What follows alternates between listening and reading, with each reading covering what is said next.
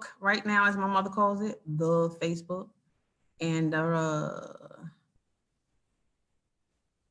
gonna zoom back over here once it connects. Come on, come on, come on, come on. Stop the spinning. All right, well, we are live on Facebook, family. We are live on Facebook. We are live on Zoom, and we are live on Facebook. And so, whoa, look at the numbers. And something tells me that the tally is going to keep going. Again, this is, I always say, your girl, Boundless Lola. Also go by Black Girl Investor, but my name, as I said, my government name is Lola Thompson. So I wish I could see who everybody was. This is a new software for me. So oh, wait a minute, let me see something. So I'm not able to use it in the way that I would like to be able to use it. You can raise your hand if you have a question, and somehow I'll be able to see it. Allow panelists to start video. Mute this one, play chime, lock webinar, follow host, active speaker view, gallery view. Gallery view? Well, nobody's on yet but me. So it is 7:04, and I'm saying it's time to rock and roll. Again, my name is Lola Thompson, and I will be your host for this evening. I'm bringing many people on, well, about 3-4 people on, to talk to you and share information with you about real estate investing in Baltimore City. I do have a PowerPoint presentation, and I'm going to bring that up soon. I got a chat message already. Hey there, Kier, how are you? Hey, how you doing? Good. So as you guys ask questions, I will be able to see the questions because Kier just put a question in there, or just put a hello, and I can see you. Thank you. I appreciate you for that, Kier, for doing that. You guys, again, can you hear me well, Kier? Can you hear me? I hope so. All right, so I am going to do a PowerPoint presentation, and I don't really want to switch back and forth between it, so I kind of would like to just start off. And I just want to say thank you to Cassandra Davis. She helped me so much in putting this together. Thank you, you guys. I appreciate you, everybody who's let me know. Hey, Cassandra. See, Cassandra saying if you have any questions, make sure that you click panelists and attendees. I don't know what that means, Cassandra. But anyway, Cassandra's going to field the questions, and she's going to look and make sure I see them. If I don't see them, she's going to reach out to me on my phone to make sure that I see any questions that you all might have. So I'm getting ready to share my screen now. Like I said, please bear with me. I am over 50 and my technological acumen is suspect, to say the very least. Let me see. See, it ain't saying what I wanted to say. Cassandra, don't laugh at me. Oh, here we go. Bam. We got it. We got it. Hey, I know Cassandra's trying to, I know she wants me to behave and I'm not behaving. But you know what? Let me see something real quick because, oh, no, don't want to do that. I'm going to do that because I want to be able to move this out the way. All right, here we go. I know what I'm doing now, y'all. Cooking with gas, cooking with Crisco for y'all older folks who remember what Crisco is. All right, so introduction to Baltimore City Real Estate 101. So let me tell you, my name is Boundless Lola. Lola Thompson is my government name. And I also go by Black Girl Investor. And so I just want to say that too. So on Facebook, we are Baltimore Real Estate Investing Experts. And so let me tell you a little bit about who we are. So first of all, let me talk about who I am. So you said, who's this crazy woman talking to us, saying stuff to us like we should trust her? Why should we trust her? Well, first of all, I guess if I can get this piece of hair to lay down, y'all might really trust me. But so let me tell you a little bit about myself, and then let me tell you, then maybe you'll understand how this came about, this particular thing that we're doing here today, this overview, this 101. My name is Lola Thompson. As I said, I have been involved in real estate for, I don't want to say over 30 years, but it really is true because I got my real estate license when I was 19 years old. And have been a licensed agent intermittently. Currently, I have become a licensed agent again as of, I think it was March or April of this year. And so real estate has been a part of my life since I've been an adult. My mother was a real estate agent when we moved here. I'm originally from Brooklyn, New York, moved down here in 1990. And I did real estate, but not really aggressively. And so my mom actually went into real estate and became the top 5% of the agents, production for agents in the country. And so I assisted her a great deal in her real estate investing business, continuing to touch in it. I was also a single parent for most of my real estate life. My son is 27 years old. He's 26. He'll be 27 like in a month, in a couple of days. He's sick of me saying he's 27 already, but he'll be 27 next month or January. And he has grown up around real estate between myself and my mom as well. So I will fast forward. You know, I've done some real estate deals as a licensed insurance agent, but I really found that I didn't really like real estate, right? It like wasn't my thing, right, at all. So intermittently, I would do real estate. I would do network marketing. I've made multiple six figures in network marketing. And then I would have a job because I had a kid that I had to keep in private school, right? So fast forward probably to 2005. And my mom and I started thinking about doing real estate. And as you would have it, the first place that we decided to go to look into doing real estate was bam, bam, Baltimore City, right? So, because we heard that there were $35 and $35,000 and $5,000 and dollar houses and all that kind of stuff. So we was like, whoop, whoop, we're from New York, $35,000 house. That's like free. So we went to see a property in Baltimore City. I'll never forget, it was on Rose Street, right? I don't know what side it was, the west side, east side, I don't even remember. But we went to see this property. As we walked into the property, it was amazing. Okay, so I'm gonna take this off right now because I don't want to look at this. So it was amazing. The property was, it had Brazilian hardwood floors, right? It had granite countertops, right? They had made it a master bedroom suite on the top floor. You know, I mean, it had a gourmet kitchen. You know, it had a Vikings. I mean, this joint was laid out. Let me tell you, anybody would have had one to live in this particular place. Okay, anybody would have wanted to live here. So we were like, man, the guy said, we said, how much is it? He said 35, but make me an offer. We were like, dang, where can you buy a house like this? We are in real estate nirvana. Like we thought we had died and went to heaven. You understand what I'm saying? We was like, we want to just get us a whole bunch of these houses. You know what I'm saying? We were ready. Left from there, was super duper excited, putting together our nickels and our pennies to get ready to go and buy this house in Baltimore. Now, when we left, we did notice that there weren't a whole bunch of houses on the block that was not boarded up, right? There probably were maybe 3 houses on the block that were lived in. All the rest of the houses had boards on them. We kind of think somebody was living in one of them and with no electricity and a door that didn't look like it was really on perfectly, like it was makeshift. But we said, okay, maybe we really don't know. So we went back and did a little bit of homework and found out that though he was only charging $35,000 for that beautiful Baltimore Road home, which reminded us of our home in New York, by the way. I grew up in a brownstone in Brooklyn, in Crown Heights, Brooklyn. It wasn't worth $35,000. Now that might sound really crazy, but this house that had all this stuff in it was not worth $35,000. We did our homework. We did our comps. For those of you who are involved in real estate or who have done some real estate education, right? We did our comps and we found out that this house truly was worth, really, even though he had put all that stuff in it, we probably couldn't sell a house for no more than about, I don't know, $20,000. And that wasn't bad because I guess what we didn't know at the time, and I'll get into that in a little bit, and we get into that when we do training for our students, but you can rent a house out like that. But what we were told is the person who would take care of the house, that caliber of house, would never live on a block like that. That was that, as we say, blighted. I have a tendency to start saying you can turn blighted into blessed. But that person would never, ever, ever, ever, ever, ever, ever live in a house on a block like that. So we dodged the bullet. We did not invest in that property. That property ended up sitting there forever, ended up being vandalized because nobody would move into the house. Henceforth, I went forward after that. My mom said, forget about it. I'm not messing with Baltimore. It looked like it's too tricky for me. I went on and found, by accident, but I'll say it wasn't accident, by God, my first real estate investment trainer, Mr. Haywood Barber, who went on to teach me about real estate investing.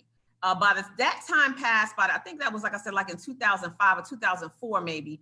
And when I met Haywood, probably about a year later, he explained to me you know, how you really do this business. And at that particular time, I don't have a problem telling everybody I was in quite a conundrum. I had lost my job. My dad was ill with lung cancer.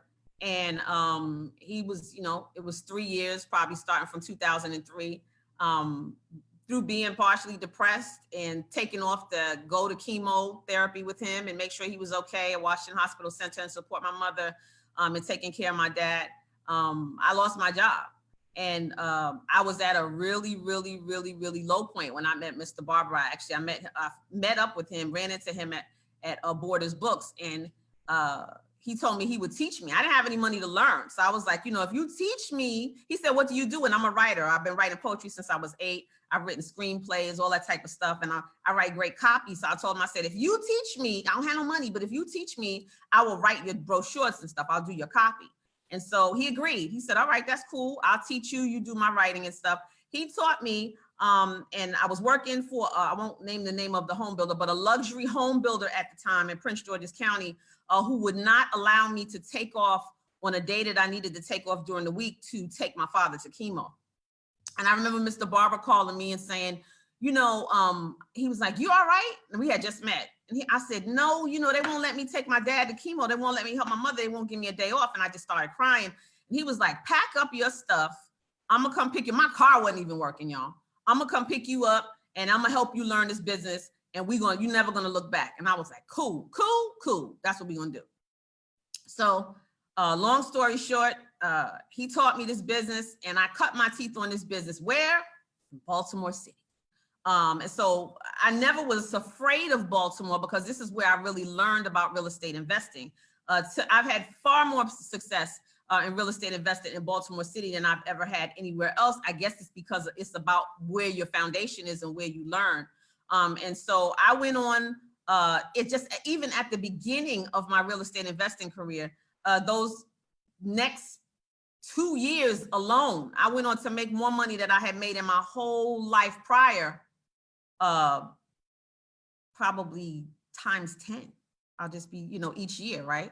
Well, I went on to make more money in those next 2 years than I had made combined my previous years doing business and doing real estate. So it was a very lucrative and has continued to be a very lucrative space for me. My primary function in real estate, my primary go-to has always been wholesaling, property locating and doing deal packaging and becoming a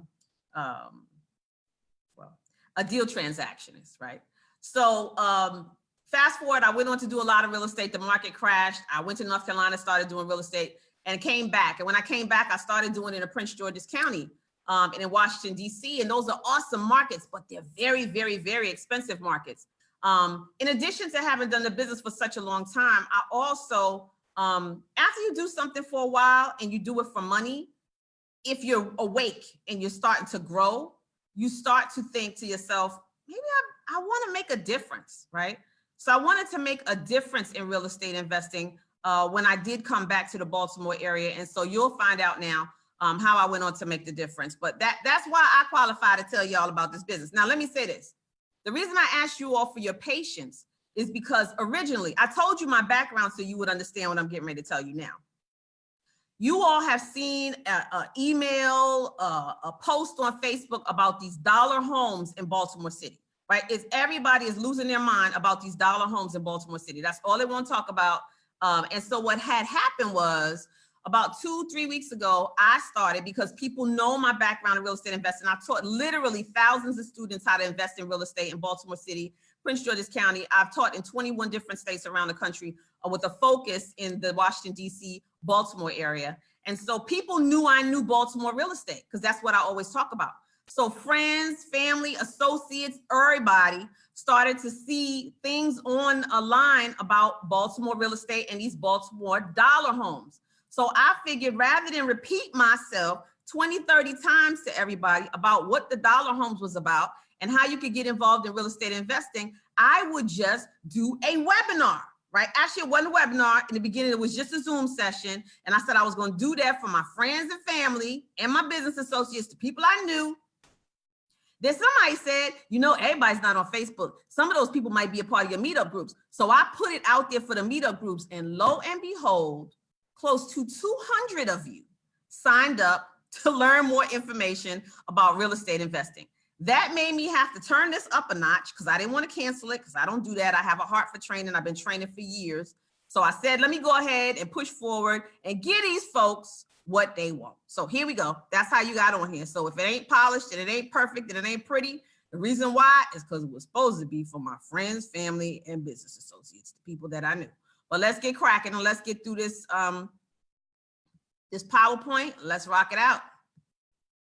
All right, so we are Baltimore real estate investing experts. I told you who I was. I also have an amazing team of people that I work with, that I play with, that I study with, that I, just build with, honestly, in real estate that I am super duper excited about.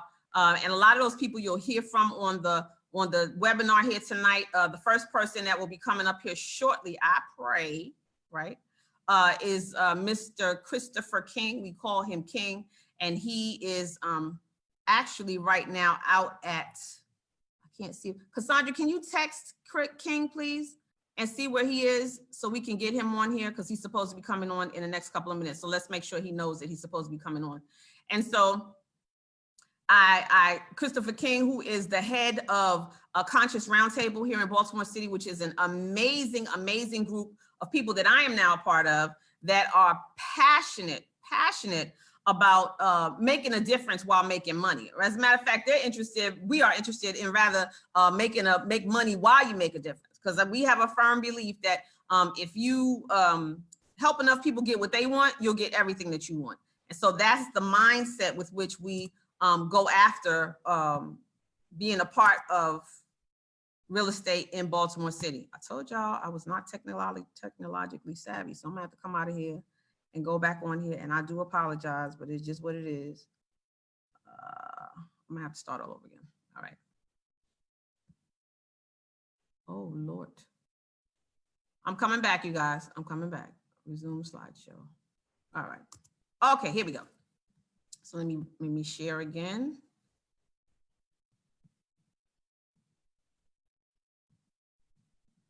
All right, let me share my screen. And that's where we are. And here we go. All right.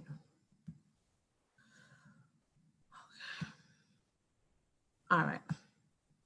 So the history of Baltimore City. I do want to talk to you guys about the history of Baltimore City because most people see Baltimore now and they just think it's just a hole in the wall.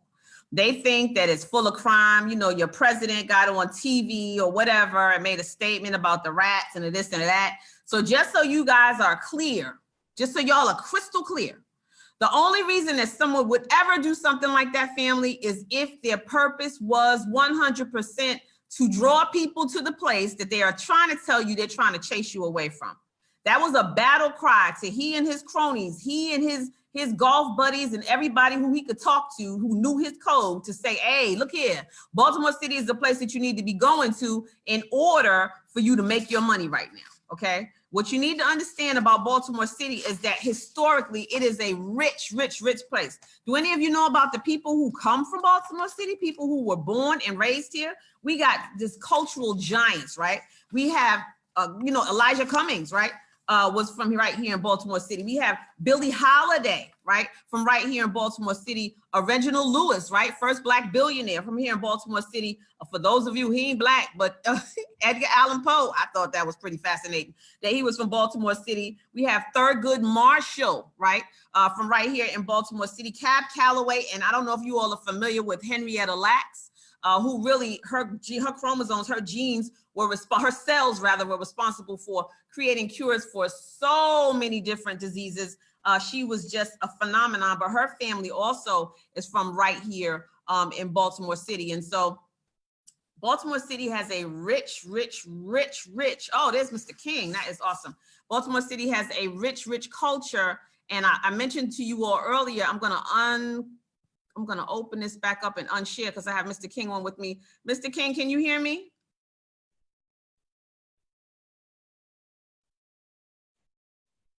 I can't hear you. Mr. King, can you hear me? Oh, you don't have video on and I can't seem to hear you either, brother. Let's keep playing with it and see if we can figure out how to get you on. But I'll say, I started telling you about King with Conscious Roundtable. Tonight, I asked him to come on, but I need to let you all know that the reason why I asked him to come on is because he's part of a movement in Baltimore City with now, I think, over 500 men that are walking the streets in Baltimore City, to show that we are making change, to show that there is a camaraderie, to show that there is a plan for the city that will ultimately create something that hasn't been there for many, many, many, many years. Let me see, ask to start video. I'm trying to see if I can start video with him because I can't seem to see his mic. Cassandra, if you can get in here to see whether or not we can open up King's mic, because I can't seem to open up his mic. He's on, but I can't hear him. All right, so he's walking out there tonight. Every Monday night, he walks with a group of men led by the Nation of Islam, Captain Brother Andrew, and they are out there walking the streets and showing solidarity amongst what's going on, to show that there he is. We can't hear you though, King. I can't hear you at all. Oh, okay. Let us see the room. Let us see the streets. Can we see? Can we see the brothers out there? Okay.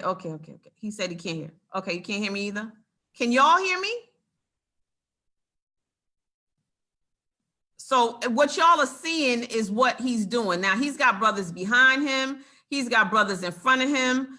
There are a total of them that walk through the street every single Monday night, showing solidarity to make sure that the people in the elements in the neighborhood that might not necessarily be supportive of what they're doing, to show them that there is support, that there is a community that is thriving and striving to make sure that the streets are safe, to make sure that they know that Black men like King and other men who have come together are behind this movement and behind restoring Baltimore to what it should be. 100%. I hate we can't hear you. I'm gonna send you a telephone number, okay? I'm gonna send you a telephone number. I don't think he can hear me either. I'm gonna send him a telephone number as well so he can dial in. Cassandra, did I send you the telephone number? I'm gonna send you a number so King can dial in as well, because I do want you all to hear from him, but I'm gonna go over his slide now so I can show you all more about who he is. I'm gonna go to my slides again. I'm gonna just skip over to his slide so I can share that with you. Many of you, like I said, have heard many different things about Baltimore City, some that you are familiar with because of who you are. I'm going to skip through to King's slide. So King is part of a group called Conscious Roundtable, and we meet and we're doing wonderful things in the community to be able to transition and to turn Baltimore into a place where we can invest with a higher purpose. He's passionate about having what he calls stakeholders instead of renters. We're going to go over that slide with you all too, to see the difference between the two and to see the importance for it. He's about conscious leadership and creating a conscious culture. Just this past week, hello? Hello? Hey, I can, okay, cool. I was telling everybody about you and Conscious Roundtable. Can you tell everybody what you're out there doing today a little bit? Yes, my name is King, and I'm out here walking with the men. There's about maybe 250 men. The purpose of our walk, it was set up by the Mayor's Office of African American Male Engagement for the purposes of coming to Baltimore City, walking through the streets and providing love, resources for the community, job training in the construction areas, HVAC training, CDL training. But mainly our purpose is to meet and greet folks on the street, find out what their needs are, and give them access to resources that can start working with them to help them begin to change their lives. So we walk out here every Monday from 6 p.m. to 8 p.m. We're right now at the corner of North Avenue and McCullough, right where the riots had broken out, what they call Ground Zero for Baltimore City. And I'm going to turn the camera around so that folks can see how many men are out here. That's so powerful. That is really, really powerful. I mean, so King, can you share with us a little bit about what do you see for, I've told him about Conscious Roundtable, what do you see and what can you share with the people about how we can come together and what you see for the development of Baltimore City going forward. Let's say the next 3 to 5 years. Well, the mission of the Contractors Roundtable is to bring economic revitalization to Baltimore City through business and real estate development. And our focus is buying up 300 homes throughout Baltimore City so that we can put our people in a position to not only live in the homes, but build wealth through it as well. And working with the Mayor's Office of African American Engagement and all the gentlemen out here, it's really about taking back our communities and taking them back by walking through, showing love and not being afraid, and touching the people out here, their spirits with energy and providing resources. And that's what the Roundtable's mission as well. Our mission is more of an economic training in the areas of real estate development. If you want to be a real estate developer, we can provide classes and mentorship and guidance. If you want to start a business, we provide mentorship and guidance in that context. But it's really about bringing economic transformation to the city and collaborating with other organizations. So what you see here is a coalition of black men representing not only Nation of Islam Muslims, but you got several different Christian churches, from Baptist to Methodist to Catholic to non-denominational. But everybody's reason for being here, the highest purpose, is take back our cities and reduce this violence and crime and start putting our people in a position of love. As you can see, we get love from people who drive by on the streets. So the Roundtable's mission is to collaborate with folks who really want to make a difference in Baltimore City and who really about that action out here. Well, I appreciate you. I don't want to keep you too long because I know that you're out there walking. We have a regular meeting that we do each and every week of the leadership of the Roundtable. But, you know, like you said, it's about empowerment. It's about making sure that, look at this. You see this? This is so powerful. Like you said, this is people from Christian churches, all different religions, out here together, making sure that we take back the streets and that we're showing people that we care. Because you don't have people believing that you care. That's when they do things that show that they don't care. And so they're out there making sure that they're taking the neighborhoods back, taking the streets back, and like you said, showing love to show that we're all there to support them. And we really, really, really appreciate that. Thank you, King. I appreciate you jumping on. Everybody's going to have your information when we get off, okay? Absolutely. Well, I've enjoyed it, Lola. I can barely hear you, but I see you're looking damn good in that hotel suite. So I want to say love to everybody out here who's on the call. The investment of time and energy.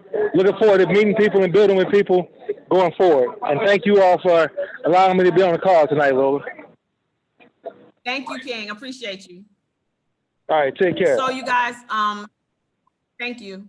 So you guys, that was Christopher King, and he is with the Conscious Roundtable. And the Conscious Roundtable, he didn't get to mention it, but one of the things that we are powerfully doing is we have a plan to develop 300 properties over the next 5 years. 300 properties. We have just tremendous support with local, not just local banks, but with banks, some of the major 5 banks, major 7 banks that there are in the area. So there is money that's coming into Baltimore City to develop Baltimore City, because everybody sees the benefit of it. It's not just us. Everybody sees the benefit of it. I had fast forwarded a little bit so that I could talk to King. So I was saying, so the history, and Caroline, I see you on the phone. I'm gonna grab you in a second.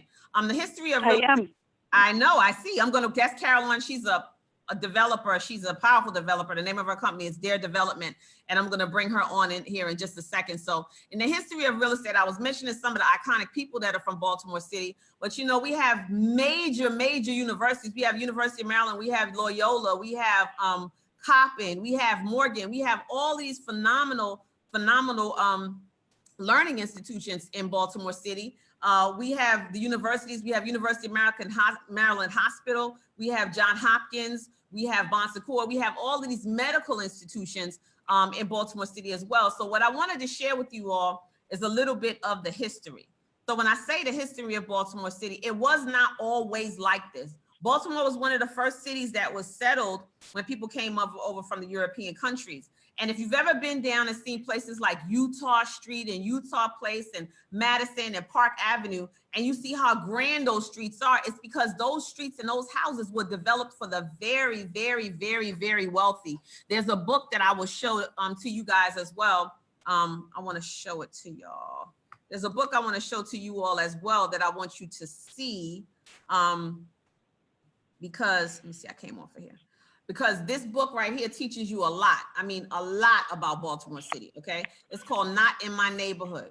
And that book, it will teach, if there's nothing that, if you don't know anything about it, the history of Baltimore City, how it was created, what the real estate background is in Baltimore City, that book will teach you a whole lot about it.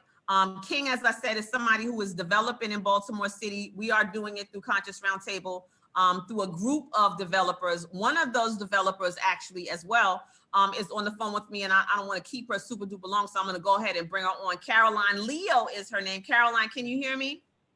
I can.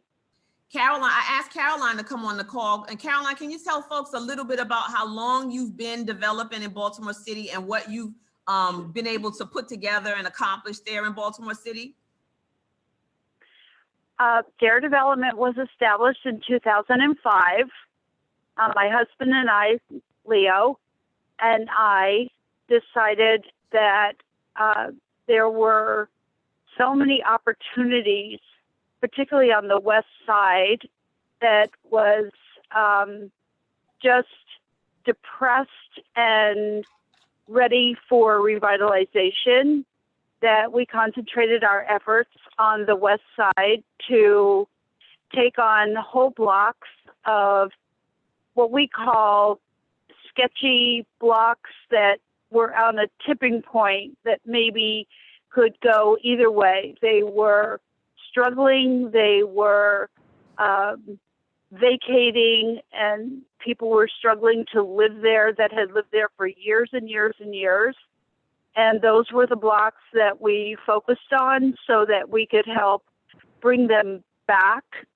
And for the past 15 years, we've seen that we have been able to make a difference in making community associations active and revitalize and take an interest and restore the pride in those neighborhoods.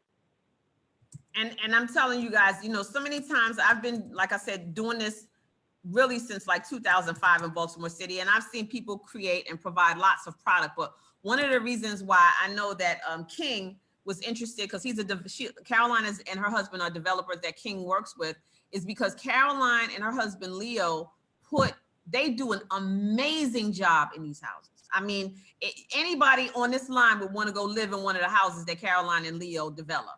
Because Caroline, tell them a little, don't you have a background in interior design even? I do. I actually graduated with a design degree in 1988 and worked in some of the highest end neighborhoods in the county and in the city. And we found that that background in high-end design has served us well in being able to provide product and services and space planning and development in housing that would bring those kind of amenities into a price point that could be affordable. And when I say, and she's saying affordable, and typically you guys, when we think about affordable, we start thinking about like barely nice, right? But these homes are gorgeous. They have tile floors, and I pay so much attention to specifics. So like the vanities, there's just the cabinetry, they're just very, very, very, very, very well done.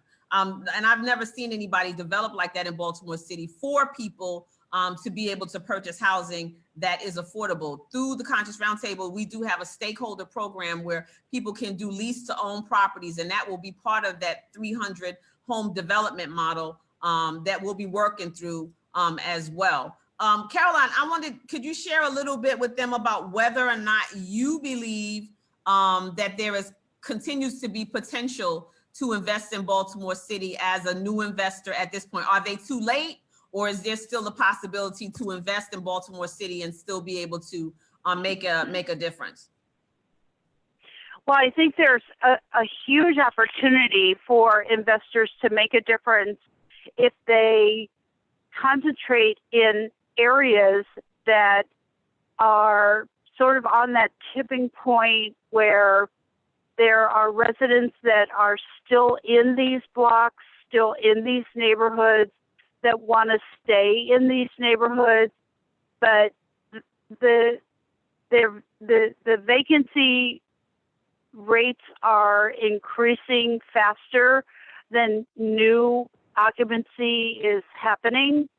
But I think with development efforts and investment from investor interests, these houses can come back and create a revitalized and energetic environment for these neighborhoods. There's absolutely the opportunity, there's absolutely the potential, particularly on the west side, because it's the last of what Baltimore has to offer in being able to put the money to the best use.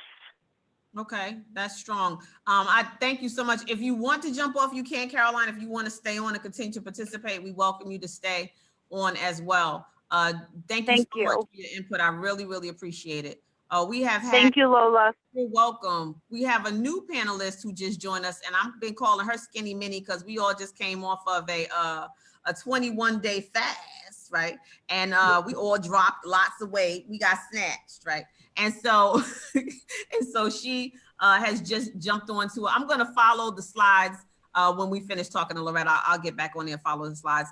But her name is Lorette Farris. Lorette Farris and I, we are business partners, but we are longtime friends. And she is my go-to for understanding how to raise funds, how to do crowdfunding, how to find money, and how to make sure that my business structures, my business plans, and all of those things are set up properly. And so I asked her to come on. Lorette has a background in securities. She used to be on Wall Street. You know that place, Wall Street, right? She had a boutique firm, investment firm on Wall Street. So she comes with information and understanding about compliance and all of those things that will get us in trouble if we don't do them properly when we are building our businesses and we are raising money to support our businesses. She knows all about accredited and non-accredited investors. Those of you who understand that language, Lorette taught me that language. It meant absolutely nothing to me before I met Lorette. And now it does mean a lot to me. And I know how absolutely important it is for us to know those things when we say that we want to raise money. Lots of people think about crowdfunding and they think about GoFundMe, right? And things like that. I'm not talking about that. I'm talking about big boy crowdfunding. So she does something slightly different. But I asked Lorette to come on and talk to us some about opportunity zones and how that works, because I know that's another buzzword you guys have been hearing, the whole thing with the opportunity zones. But I'm going to shut up and let Lorette tell you a little bit about herself. Can you tell them what I didn't say? Because I know there's so much more. Can you tell them? Well, I don't know. I'm really proud. You know some terms now, accredited and non-accredited investors, you go. So Lola, thank you so much for having me. You know, I always appreciate just being able to give information where I can that might be able to help. By way of background, you know, as you mentioned, I cut my teeth in the financial services industry on Wall Street. I was in executive management roles with 2 different investment banking firms, eventually becoming the president and CEO of one of them. And we were a small boutique firm for Wall Street. I had 7 offices, 300 employees. We were probably doing in the $35 million range because we did smaller offerings, the $3 to $10 million raises, and then going back 2, 3, 4 times. So yes, I was on Wall Street in those days that some of everything was going on. When you look at Wolf of Wall Street or The Firm, that's the time I was there. So it was interesting times. Yes.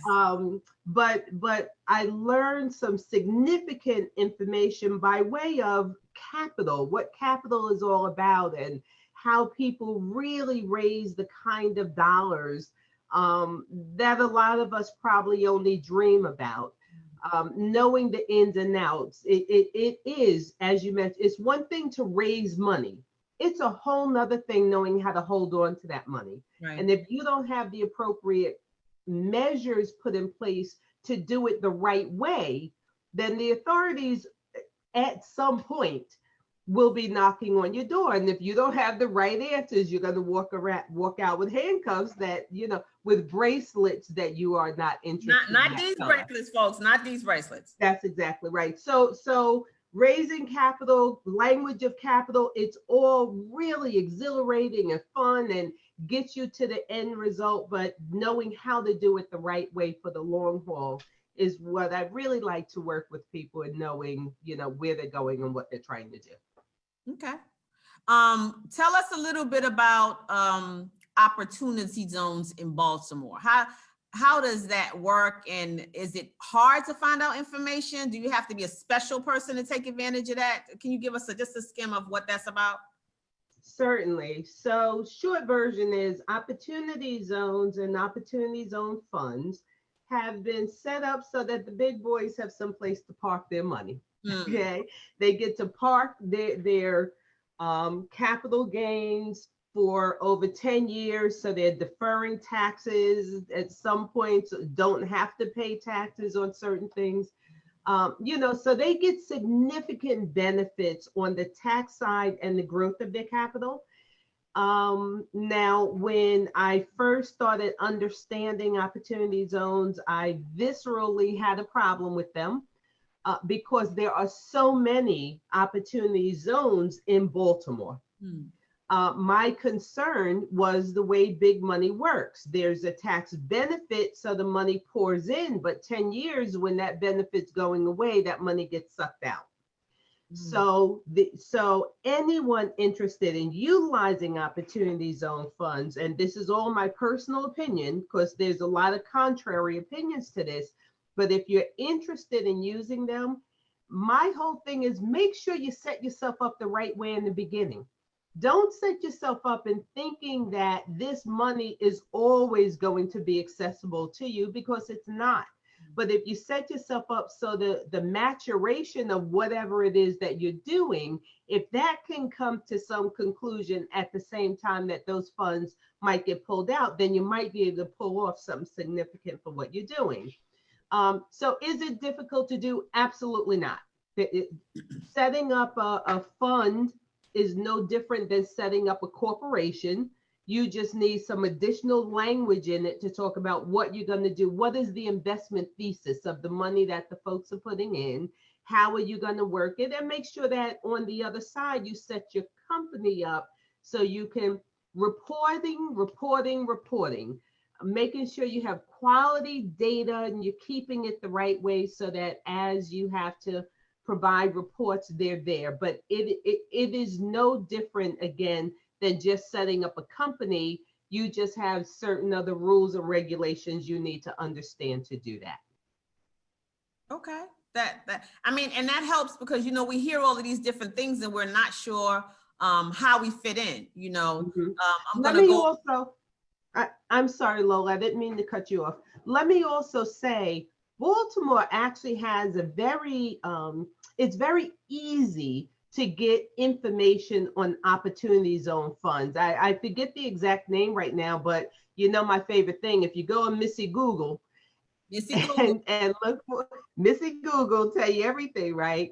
And just look for opportunity zone funds in Baltimore. They have a whole department that handles it. The gentleman will take meetings so you can understand where there are already some funds set up that you could invest in, but at the same time, understanding the ins and outs of what you need to do if you want to raise funds, doing it that way. But there's a lot of information on OZ funds in Baltimore. Somebody just sent a message. I'm not sure. I think I'm asking the question right. How does the opportunity zone funds, or how do they compare to hard money loans?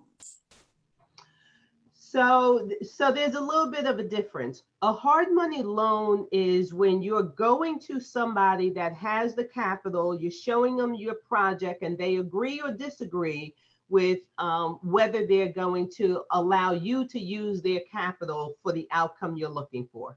Right. An opportunity zone fund, it is a fund that you are now basically reaching out to multiple people with capital to invest into your fund. So the difference is generally hard money is an individual or small group that puts their personal capital into you for you to do your project. And the opportunity fund, that's the word, it is a fund. And how you get capital into that fund is you go raise the capital from some of those same people, individuals and or groups. Okay. I hope that answered the question. Yeah, I think so. Jade, let us know whether or not that answered your question. I think it did answer the question. And so I don't know if I told you I was going to bother you about this, but so we talked about opportunity. That's right. So we told you talked about opportunity zones, but now, does it make sense for somebody who wants to, you and I have talked about this a lot, but not purchase house by house and to be able to come, everybody wants to come to Baltimore and develop blocks, right? So in order to do that, does it make sense for people to create crowdfunding campaigns to be able to put together the money to be able to purchase blocks at a time? Is that something, Okay. you hear about that all the time? Does that make sense? It does. So an opportunity zone fund. So I'll throw out a couple of Greek phrases to you and then break it down. There's an opportunity zone fund, but to raise the capital under that fund, you're basically raising the capital via a private placement. Okay. So again, the fund, think of it as the company. The actual vehicle that you're raising the capital in is a private placement memorandum, which is no different than any other, especially in real estate. In real estate, you know, PPMs, Reg Ds, private placements, they're all the same thing. That's what so many people use in real estate to raise capital, right? So the vehicle is actually a private placement, a Reg D, which the process of crowdfunding is exactly what you would use to raise capital under a Reg D. Okay. So the fund is just a specialized fund, again, to defer taxes, but it's still based off of, most of the time, a private placement. Does that help? Yeah, no, that helps. It helps. So if someone were to, so let me say this to you guys. So we're doing this, and I said, of course, I can't answer everybody's questions. Lorette can't answer everybody's questions. We can't do that in an hour and a half. But we're going to do a deep dive into this on January 4th. We are going to have an event. It's going to be a full day event. I believe we're going to do it at one of the properties that Caroline Leo you heard on, and we're going to really do a deep dive. We are going to explore all of the things I'm going to finish going through on here, and we're going to really, you know, one thing about Baltimore City real estate investing is everybody tells you the stuff that they think they want you to hear, or they don't tell you nothing at all. All the in-between stuff they kind of keep to themselves. It's kind of like having a kid, right? They tell you all the bullet points, but all the stuff in between that you really need to know, right? Like, don't let your baby drink a bunch of water, or your child drink a bunch of water before they go to bed, because they're gonna wake you up all night long to go to the bathroom. Nobody tells you that, right? So it's kind of like that, right? And so because it is what we pride ourselves on, every single one of us, Lorette, King, Caroline, Stephanie Poplar, who will be on here in a little bit, is really giving you the real deal. And so on January 4th, we're going to give you the real deal. And Cassandra's going to put the link in the chat, but it's bit.ly/, I'm going to mess it up. So I'm going to let Cassandra put it in there because I don't want to mess it up. But stay tuned. We're going to give away that link so you can sign up for that class. It is a paid-for class. It's not a free class. It's all day. We're also going to do a caravan tour of the different neighborhoods in Baltimore City. So you heard Caroline talking about the West Side, right? So we're going to look at the West Side versus the East Side, what kind of blocks you need to be looking at versus what kind of blocks you need to run away from, right? Because that stuff is really, really, really important. But I'm not going to keep you. You can hang back if you want to, Lorette. I'm going to go ahead back through the through the presentation so I don't get beat up by Cassandra because she spent her time putting it together. Keep it on time. Yeah, that's right. I'm not going to get beat up. I'm going to stay safe. All right. All right. Thank you, Ms. Lee. And if you have questions, let me know. It was glad to share. Thank you, ma'am. I appreciate you. All righty. Okay, so let me see. Don't make fun of me, Loretta. They were laughing at me, I think, because I couldn't figure out how to get from one slide to the other. Okay, so challenges in investing in Baltimore City. You got challenges, you guys.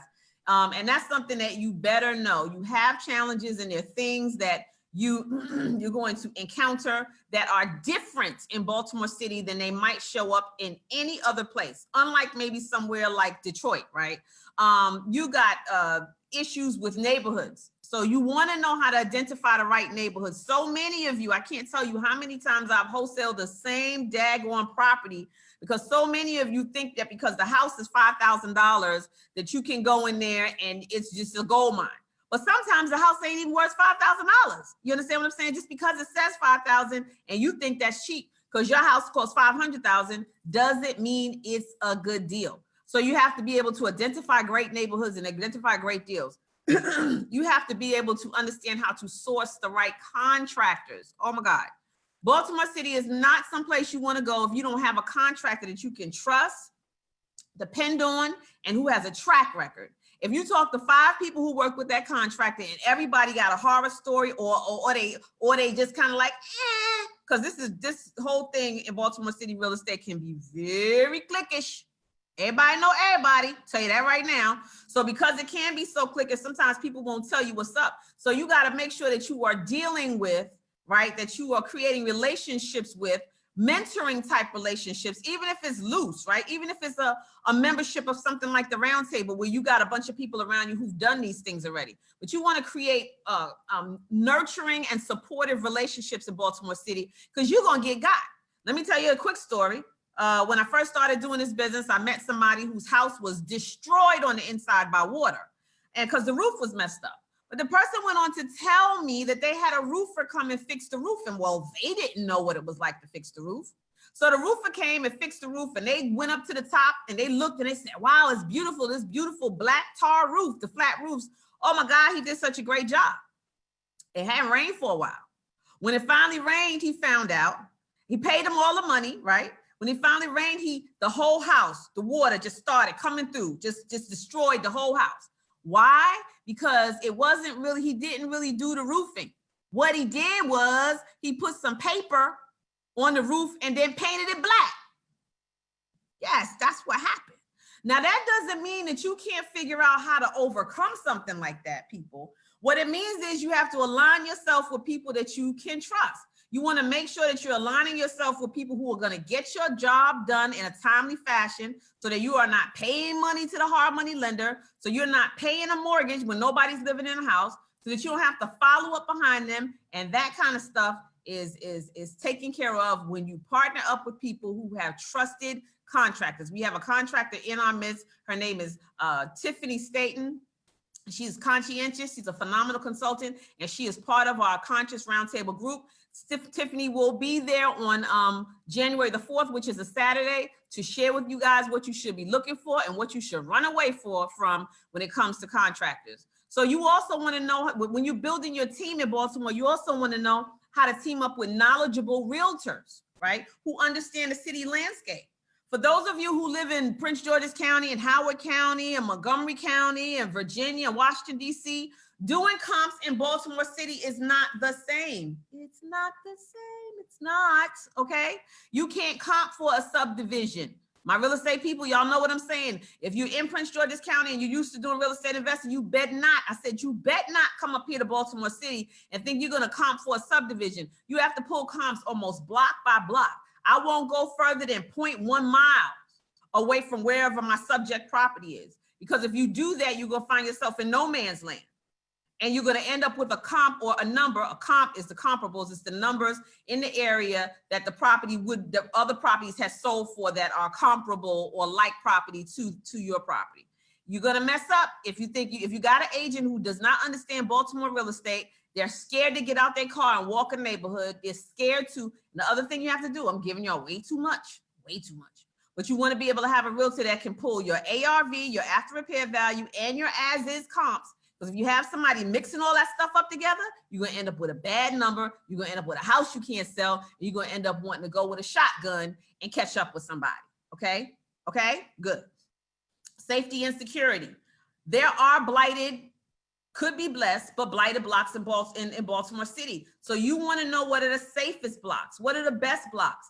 Can you buy more than one house on the block? Can you collaborate with somebody like Conscious Roundtable, us at Baltimore Turnkey Investing, to find out how you can absolutely group up with people and partner with people in a JV situation, a joint venture situation, so y'all can buy a whole block, right? I said that Conscious Roundtable is going to be doing 300 properties. We're not doing them all by ourselves. We're going to bring in developers to be able to contribute to doing those first 300 homes. It'll be more than that over time, but to doing those first 300 homes.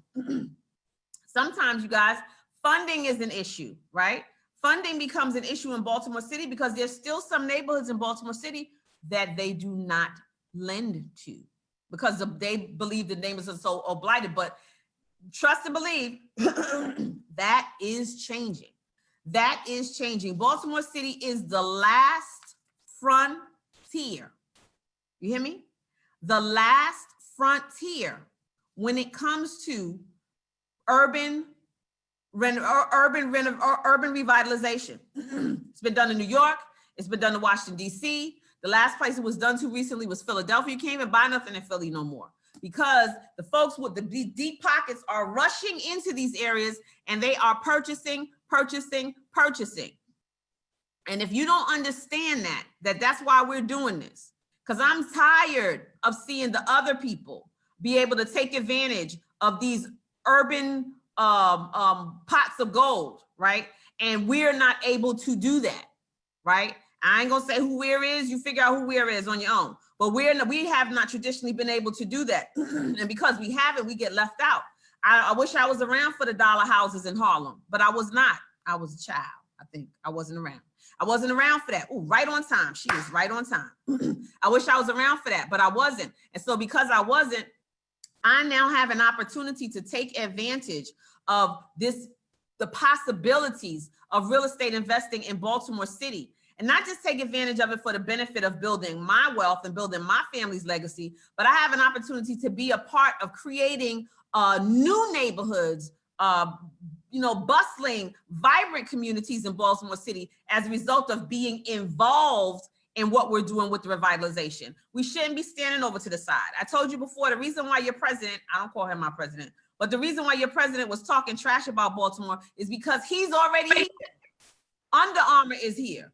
The Plank brothers who own Under Armour are here. They're buying up big whole sections. We got to compete with them when we're doing things singularly. So this is also a call of action, to be honest with you, to team up with us and to connect with us so that we can go out and powerfully in groups, knowledgeable, ready, qualified, right?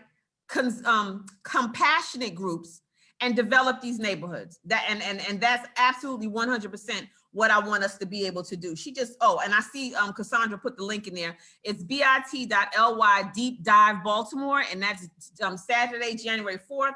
We're going to do training inside, and then we're going to go outside and do a caravan and travel these neighborhoods and teach you about where you should be touching and where you want to leave alone, right? So the thing I said was the first 10 people. Correct me if I'm wrong, Cassandra, but I said the first 10 people that sign up for that class, when you go to bit.ly/deep dive Baltimore, I will do a private 30-minute real estate investment readiness consultation specifically for Baltimore. I've done it for a lot of different places before, but I will do this specifically for Baltimore because you need to know if you're ready. You need to know if your credit is ready. You need to know all these different things. And the first 10 people who sign up for that class will be able to do that. I think in there, and I don't want to mess up the prices, so I think in there's the ability to sign up for the class without the caravan tour, and you can sign up with the caravan tour. I think it's $149 with the caravan tour, and it's $99 without the caravan tour. And those are our special Friday prices, family, because they not gonna stay that way. After, I don't know, did I say 48 hours? But after 40 hours, they'll be gone. But the first 10 people are going to get that real estate investment readiness consultation to be able to show you whether or not you're ready and how we can get you ready. Because whether you're ready or not, we can get you ready. I see, Jade, you say you got a bunch of questions. We're going to let you get your bunch of questions answered. And and we might not get them all answered in the last 30 minutes because it sounds like you got a lot of them. But your first 10 signups receive a complimentary real estate investing readiness consultation. So she snuck away, but she's coming back. I need to tell y'all about this lady that sat down there and then she snuck away. Her name is Stephanie Poplar, and Stephanie Poplar for, what'd she say, over 20 years, 22 years, has been helping people to start and establish nonprofits in Baltimore City and throughout the Washington, D.C. metropolitan area. Stephanie was the first person who really came to me and imparted to me how absolutely important, right, it was if you're going to be doing business in Baltimore City and be doing real estate investment business anywhere, you absolutely, positively need to have a nonprofit arm. You need to have a nonprofit. We all get fooled and we think that nonprofit means we're not going to make any money. That's not true. That has nothing to do with it. And when Stephanie comes back, she's going to talk to me about it. Stephanie is also a realtor. She has a bachelor's degree from the University of Maryland.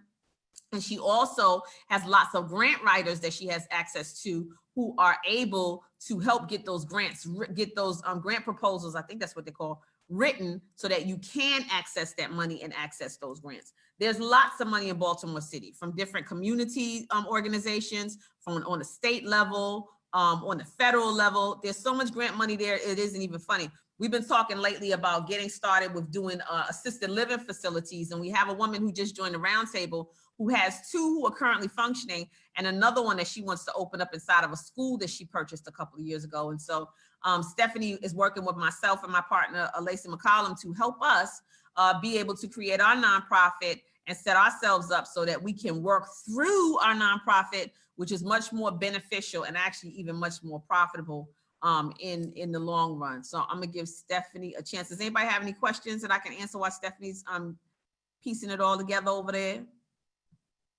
Any questiones? I'm gonna go back over here for a minute until she comes. So we talked about that. Let me see how you do that. Okay. And so where do we do? Okay, where to invest, right? I know everybody wants to know that, where to invest. There's a plan where there's a plan for revitalization. So you want to do your homework. You want to research and find out what spots and places in Baltimore are big business coming to revitalize. Where are companies coming to start their businesses? Under Armour is there. Under Armour is there in a huge presence. Where are industries and companies relocating to in the Baltimore area? You've got Amazon that's relocating. Where are thriving institutions like Johns Hopkins has had a whole world built around it, right? Johns Hopkins, you got University of Maryland Biotech, and Johns Hopkins has a biotech. They have these technological centers, you guys, that center around medical research that are creating just a gazillion opportunities. Bon Secours is just purchased by LifeBridge, and LifeBridge is also going to be doing some serious revitalization in the area. So you got all these companies, you have all these organizations and institutions that are coming to Baltimore City because, like I said, it is the last frontier.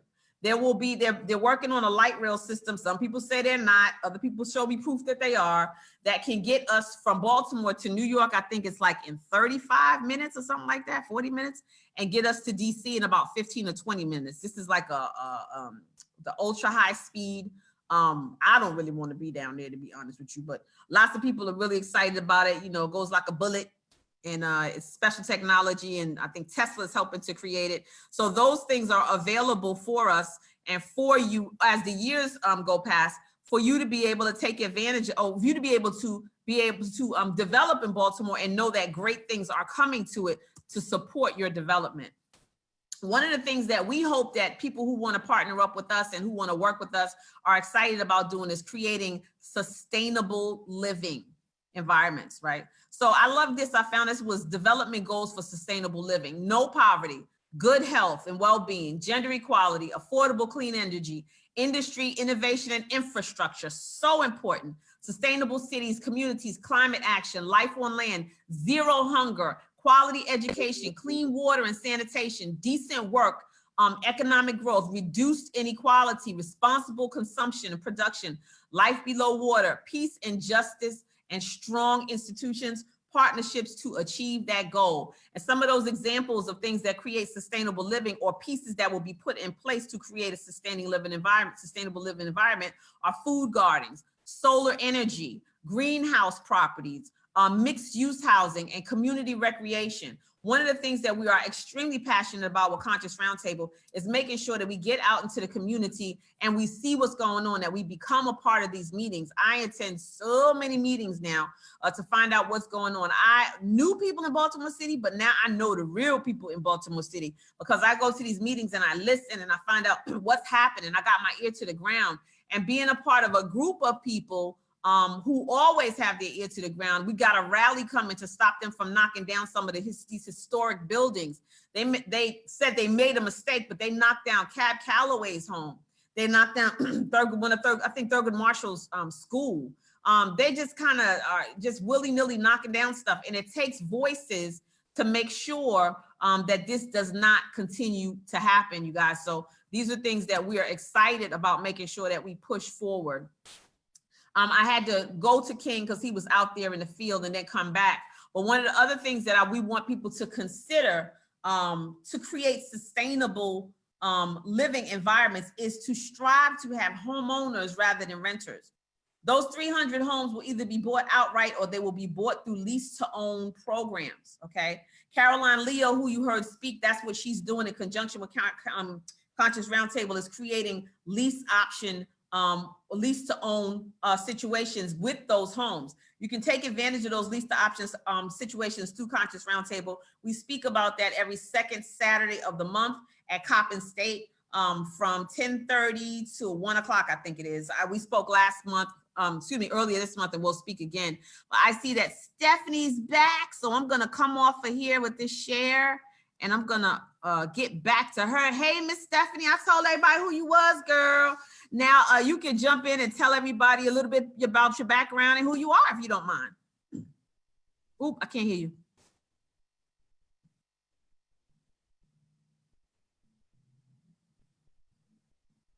Oh, I can't hear your sound. Why do we keep having that problem? Let me see if I can make you a co-host. Yes. I didn't have to do that with Lorette, but maybe I got to do it with you. Okay, I think we can hear you now. Nope, still can't hear you.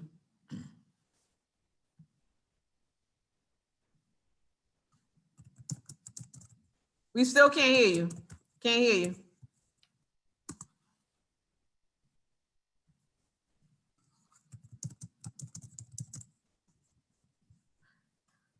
King had the same problem. I don't know what it is.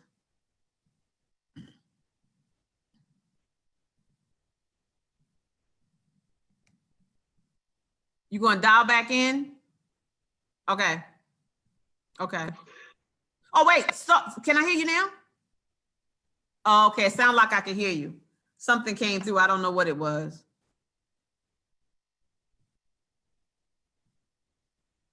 We're trying to check your mic. Ooh. King was able to get through. I don't know what happened with him. Well, go ahead and sign back in, Stephanie. All right, she's gonna sign back in. You guys seem to be having a problem signing up for the for the class. I will check that out in a minute. When Stephanie's talking, I'll toggle over and see if I can figure out how to fix it for you. I was having a little bit of problem playing with it earlier, but I thought I had fixed it. But I'm gonna wait till Stephanie comes back on. So right now, you guys hold on. Don't worry. The people that are messaging me, telling me that they're trying to sign up for it, I will make sure that I hold your spot, right? So don't worry about it. I will make sure that I hold your spot. So if you're trying to sign up for it and you're having a challenge, just put it in the box and I will make sure that I hold your spot, right? That first 10. So homeowners versus renters. What I was saying is creating sustainable communities. You want people who own homes. That's how they build wealth. You know, some communities in our country have always had home ownership and they've been able to build wealth. When you have a home, you can use your home as collateral, right? When you have a home, you can use your home as a space. It can be collateral. You can pull money out of it to be able to purchase other homes. It's very important to have real estate. One of our Conscious Roundtable members entered an entrepreneurial program. It was an incubator program. And she out of everybody that was in the incubator program, was one of the only people to get the $50,000 that came at the end of the incubator program. You want to know why? Because she had Baltimore property. She had a piece of property that wasn't worth too much or nothing, but because she had a property that could have been improved and worth over $50,000, she was able to get that $50,000 grant that they were giving to her. So you have opportunities like that when you have property. It's about building wealth. The disadvantages of being a renter are that you just kind of keep renting forever. What are you passing on to your family? What are you creating in the way of wealth? What are you creating in the way of legacy? When you have home ownership, people take better care of their homes. Your front yard looks better. Your backyard looks better. You care to make sure that people are not littering and loitering, right? It just builds a pride. I often liken it to, I have lots of family members, a few family members, I get in trouble for saying lots, in Brooklyn, who I remember they grew up living in public housing, right? And you know, what we call the projects, the PJs, and not them, because my family was raised well. But there were people who used to do crazy things like pee in the elevator shaft, you know, real stupid stuff. And I didn't understand it, but I didn't understand it because I came from a home where we were homeowners. My grandparents were homeowners. So, you know, when people don't have any ownership to that which they see around them, and they feel like the people who are providing it for them don't care about them, they deface the property because they want to deface the people. You heard? And so we want to make sure that we're building sustainable communities through making sure that we're building and looking forward towards home ownership. That was King that we saw earlier. And so when we talk about real estate investing, everybody, there are different ways to invest. There's turnkey investing, there's passive investing, there's rehabbing and flipping, and there's property locating and paper flipping. Well, that's wholesaling really, but nobody likes to say that anymore, so I call it that. And so those different places are places that you can jump in Baltimore City. In my opinion, turnkey investing, purchasing a home that's already been rehabbed for you, is your best space in Baltimore City. Why do I say that? Because managing a rehab is like having another job. And why not, at my age, I told you guys I don't have a problem with sharing with you. I'm 51 years old. I'll be 52 in a couple of months. I don't have a desire to be the person in the house rehab. I'm in the middle of a rehab right now that I wish not to be in the middle of, right? So going forward for me, I don't need to be rehabbing anything myself. If you have a job and you have a family, you need to find properties. And I know a lot of different people. We do it with Conscious Roundtable. I was working with another young man named Al Davis, and he does it wonderfully through his company, Sky Miles. And so there are lots of different opportunities to have people create turnkey properties for you, so you don't have to do it yourself. Why? Because you don't have to spend the time. You don't have to worry about maintaining the property till it's finished. You don't have to worry about the cost overruns. You don't have to worry about dealing with faulty contractors. Somebody else is in charge of all of that, and they're taking the brunt of all of that. All they're doing is delivering the house to you, giving you the key. You turn the key, and in many instances, especially with us with Conscious Roundtable, we're putting a renter in the property. And with our program, we're providing property management. So you don't have to do nothing. You just have to show up and collect your rent. I think that's good. That's really good to me. You can be a passive investor.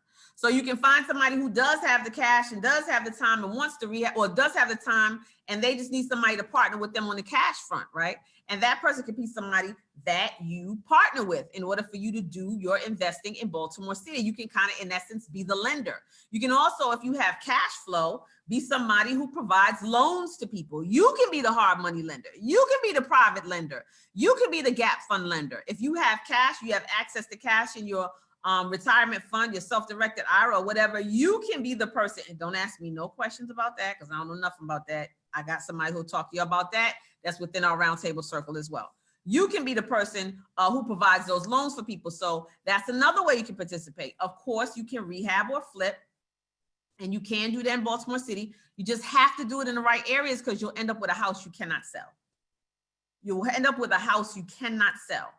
And so you have to understand the areas. Again, on January 4th, we will be teaching those things to you. We will be teaching you how to absolutely 100% find the right properties in the right areas with the right contractors and the right lenders with the right plan. Because one thing that people don't do when it comes to developing and when it comes to rehabbing is create a plan. You need a business plan for that, just like you need a business plan for your business. So if you somebody who has a business as an entrepreneur, or you're self-employed, or even a side business, the same way you have a plan for that, you have to have a plan for your real estate business, period. Okay, that's just that. The last thing is being a property locator or being a paper flipper, a wholesaler.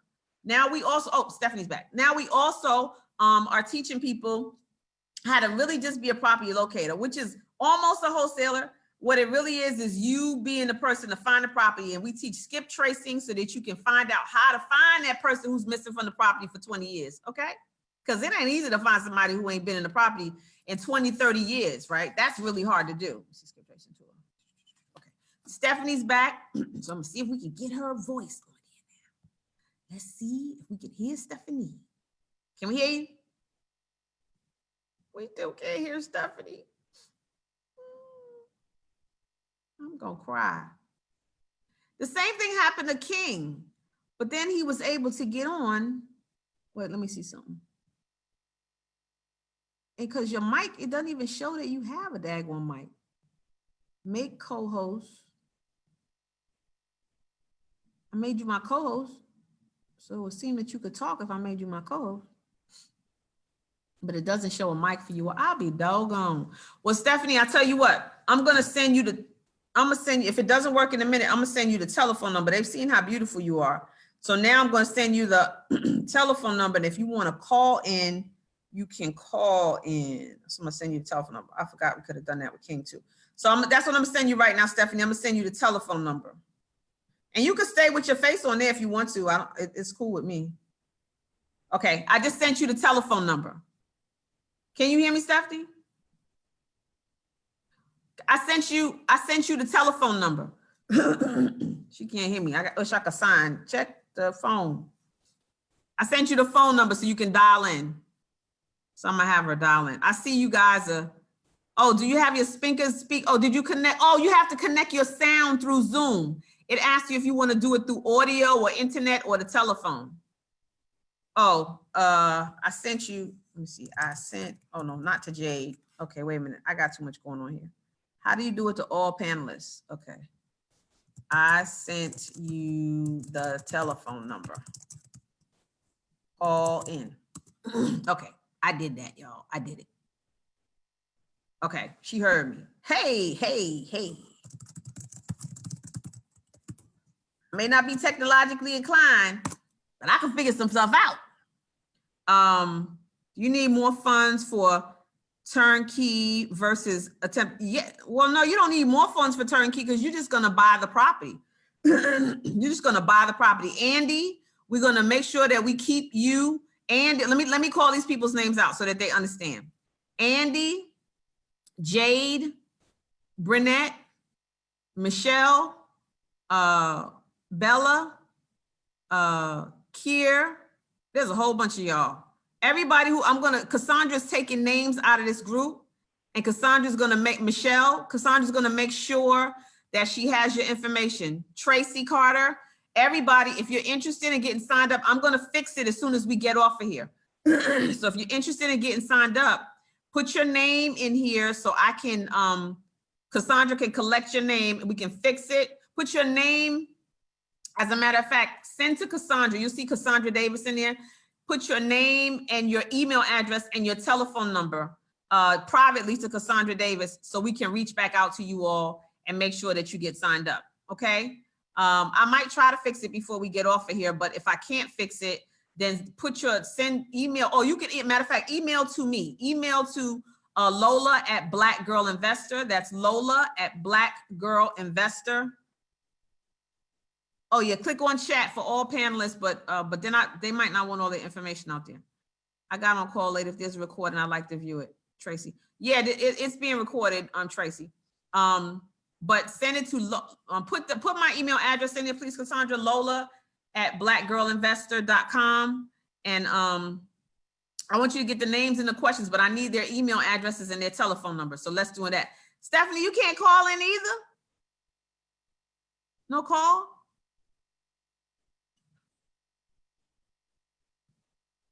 Oh, she can't call in either.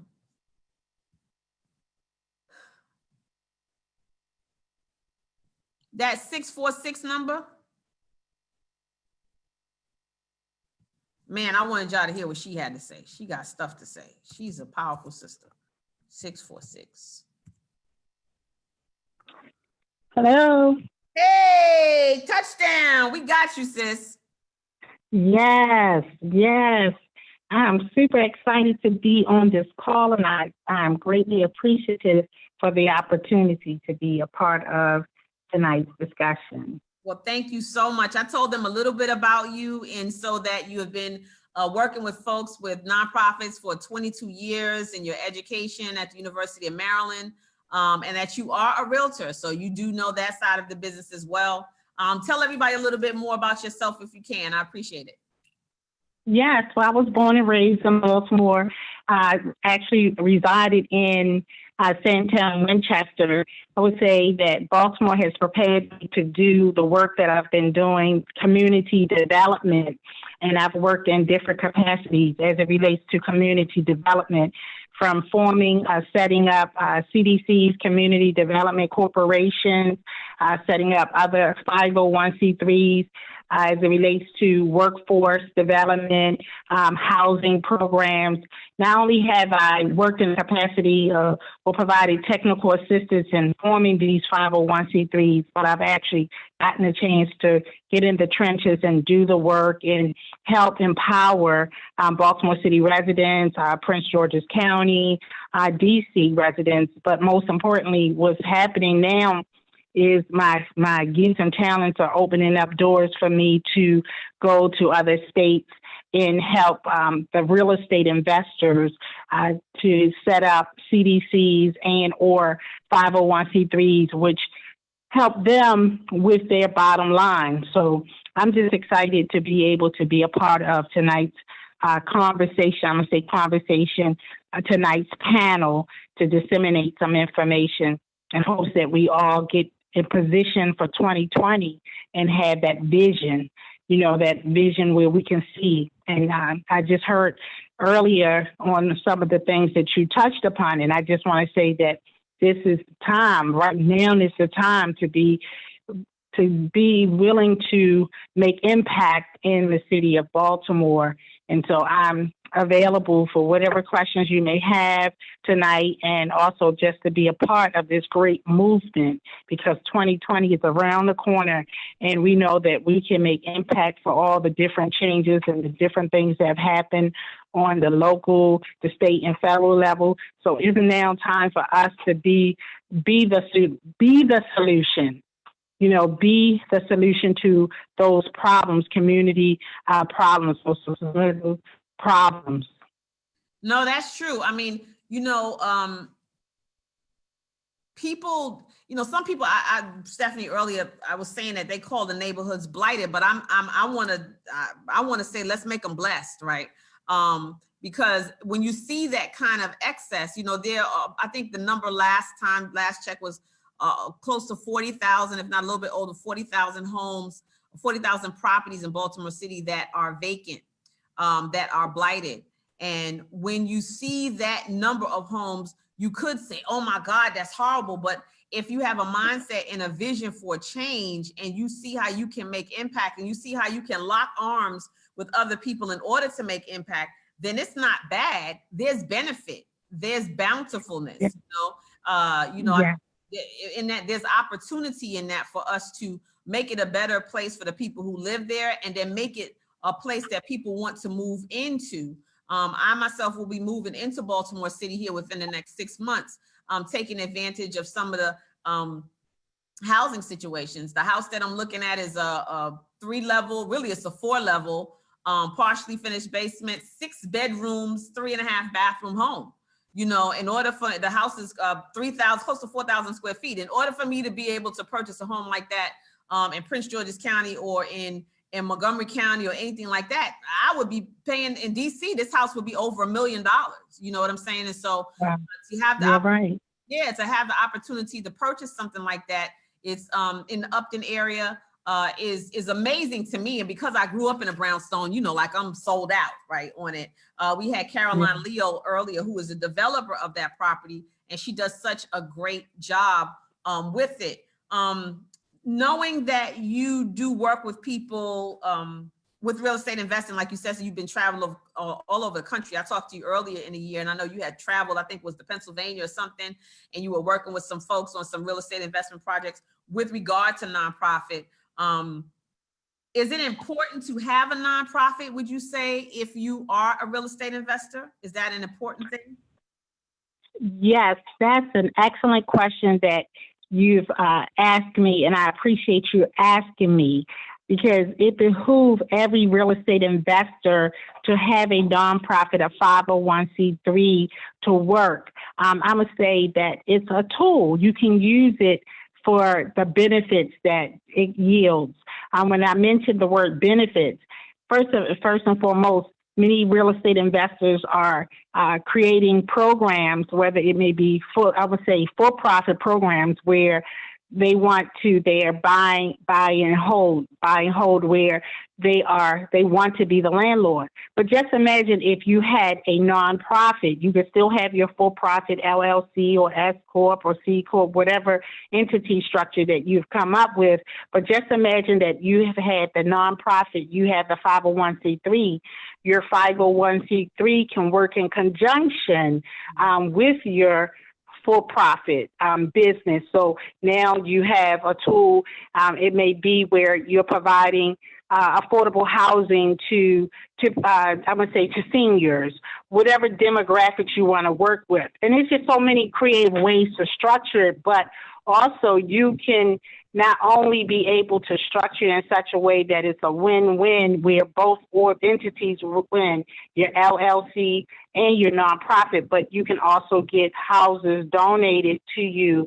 You can get the 501c3 after you've done, 5 deals and do the necessary paperwork. You can get HUD homes at reduced cost. Of course, everything comes with paperwork, certification, and so forth. So one of the great things that I would say, I often say that I don't compete, I complement. So although there are other nonprofit consultants, at the end of the day, some of them have not done this work I've done, where they have the opportunity to say that they are a realtor, along with they are a certified housing counselor through HUD. So when at the end of the day, the same thing, some of the things that you do in your for-profit sector, in the for-profit sector for housing, it could be done in a nonprofit sector, and that may require or allow you to get salary. But far and foremost, I'm going to say there's a detriment if you don't have one, because I've had the opportunity where a piece of land was given to me, a house was given to me, and I was able to sell it. So having a 501c3 is not a death sentence. If anything, it's I'm going to say it's an asset, and it can really work if you are looking to build communities. It could be a combination of things that real estate investor wants to do: housing, job training, food pantry. So if you are a real estate investor who is a progressive thinker, you're thinking about how you can retain, how you can help individuals with their self-sufficiency, or help them with affordable housing, that you would want to invest in a 501c3 and let it be. It's cheaper. I'm not trying to be funny, but cheaper than, that purchasing a home.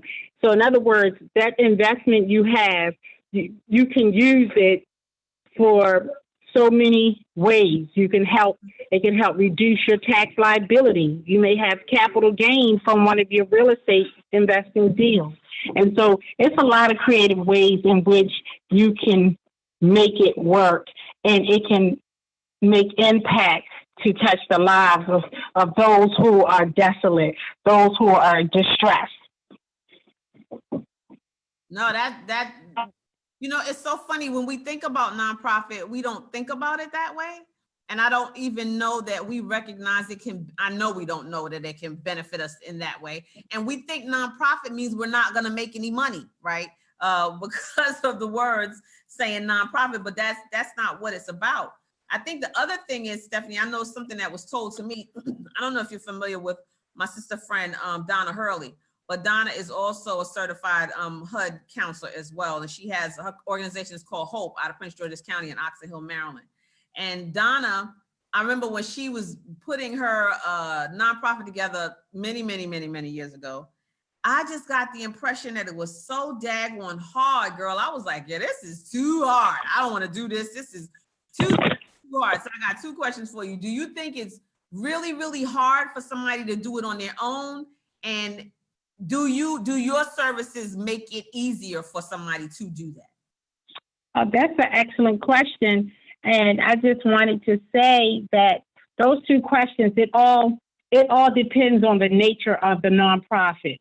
In other words, there are nonprofits that set up for churches. Churches have to do additional schedules, hospitals, universities, schools. Depending on the nature of that nonprofit would determine what schedules that the IRS will want and what policies and procedures. Like I've had to set up a school for a real estate investor, and I had to give policies and procedures. I had to do a policy on anti-discrimination. I had to do a policy on enrollment. So all it depends on the nature, and especially when it comes to housing programs, some would, at the end of the day, there are certain documentation. But of course, I will tell anyone that he or she could take on that task. But it's good if you have a consultant who has been doing it and know how all the paperwork, know the language, I would say the language in which the IRS is asking, because depending on the 501c3 would determine what documentation would need to be given to the IRS. So I would say if someone has established an entity like over a decade ago, then I would say that back then the paperwork was intricate. But for me, it wasn't intricate because that's something that I had become well-versed and skilled in. But all in sum, anyone could tackle the assignment him or herself. But at the end of the day, if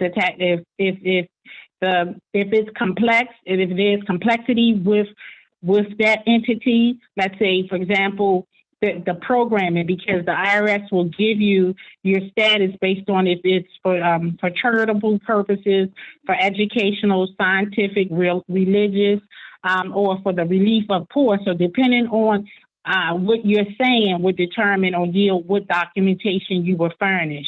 But at the end of the day, it's one thing to get your status. It's another to be able to retain it.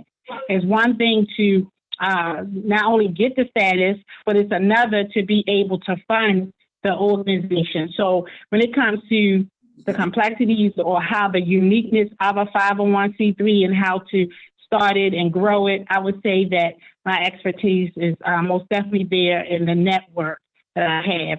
It's from A to Z, because so many entities have lost, so many people have lost their status once they have gotten it. I would say they have gotten it maybe a decade ago because they had, but didn't know the power they had, didn't know that they could, instead of, for example, for real estate investors, instead of them focusing so much on private financing, you can use your nonprofit. If you want to do a housing program, you can use your nonprofit to be able to fundraise.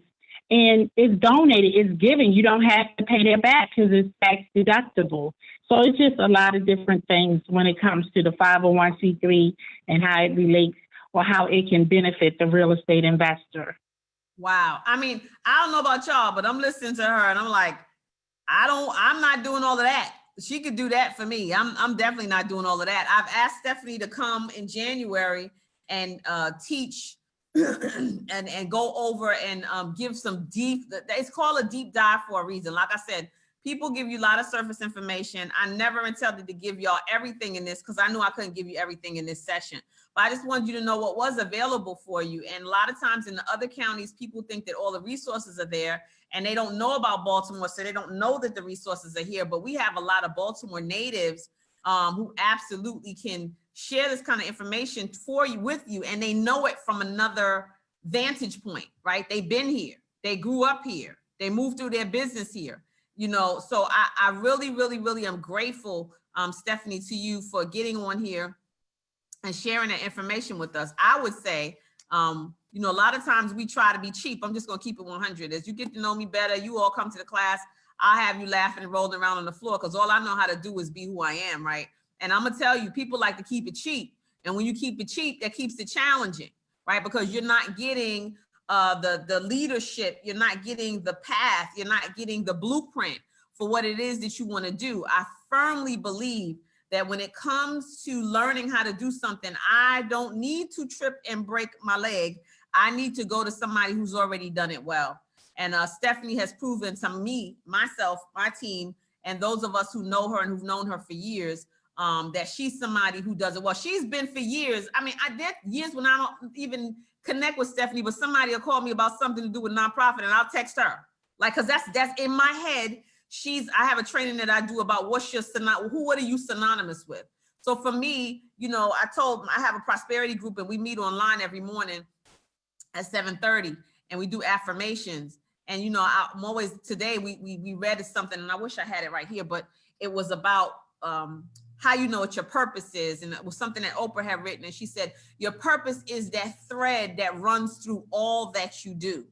And so Stephanie is about helping people and helping to make sure people are enlightened, that they have information, empowering information. That's her purpose. That's the thread that runs through everything that she does. Being a realtor, working with people, helping them get grants for different things, and working with people for nonprofits. That's what she does. She's very caring, and I'm so proud to be affiliated with so many of the people that are in our circle and that I've been able to really attract to myself over these years, because they're all very like-minded and they're very compassionate folks.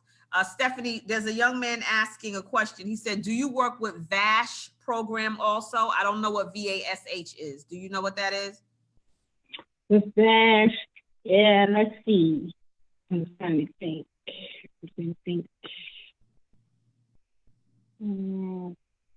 Because it's all different types of programs. Let me see with the VASH acronym. I like to be able to elaborate and know the acronyms. Can you hear? Okay. Let's see. Yeah, I can hear you. I'll ask him. Oh, he said, yes, HUD for homeless vets.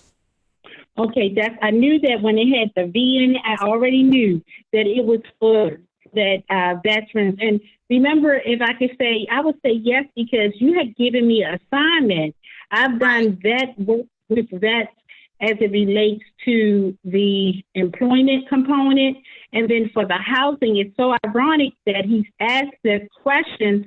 I was just with Miss Kathy Hughes. She had an event and she brought both demographics or both geographic locations together, DC market and Baltimore market together last Wednesday. And we went to Philadelphia to art museum, and I had networked with one of the social workers. I would say with that particular program, or in general with the vet, isn't good for you to be able to network with the veteran affairs, but most importantly, network with the social workers that are doing the discharge planning. And so I talked to her about certifying programs and getting on that list. But I know you had me to call for Baltimore City, and I actually had gotten the contact and name.